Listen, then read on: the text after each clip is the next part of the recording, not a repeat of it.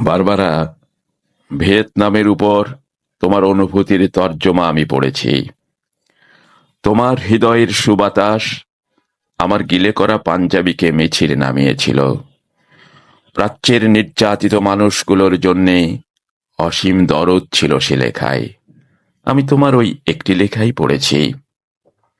আশীর্বাদ করেছিলাম তোমার সোনার দোয়াত কলম হোক। আমার বড় জানতে ইচ্ছে করে বারবারা, তুমি এখন কেমন আছো?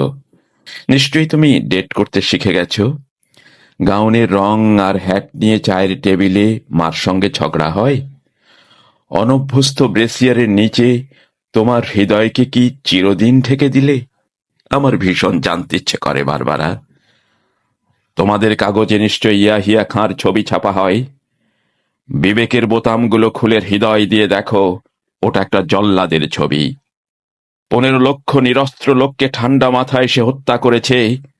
মানুষের কষ্টার্জিত সভ্যতাকে সে গলা টিপে হত্যা করেছে। অদ্ভুত জাদুকরকে দেখো। বিংশ শতাব্দীকে সে কৌশলে টেনে হিঁচড়ে মধ্যযুগে নিয়ে যায়।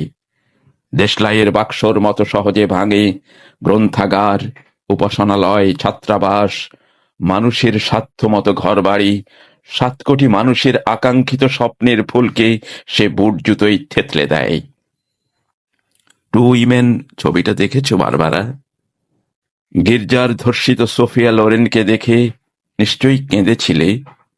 আমি কাঁদিনি, বুকটা শুধু খাঁ খাঁ করেছিল। সোফিয়া লোরেনকে পাঠিয়ে দিও বাংলাদেশে। 30,000 রমণীর নির্মম অভিজ্ঞতা শুনে তিনি শিউরে উঠবেন। অভিধান থেকে নয়, 80 লক্ষ শরণার্থীর কাছে জেনে নাও নির্বাসনের অর্থ কি। জর্জ ওয়াশিংটনের ছবিওয়ালা ডাকটিকিটে খোঁজ থাকবে না স্বাধীনতার। আমাদের মুক্তিযুদ্ধের কাছে এসো। সাধু অ্যাবের মর্মর মূর্তিকে গণতন্ত্র আর মানবতার জন্য মালির ঘামে ভেজা ফুলের তোড়া দিও না। নিহত লোকটি লজ্জায় ঘৃণায় আবার আত্মহত্যা করবে।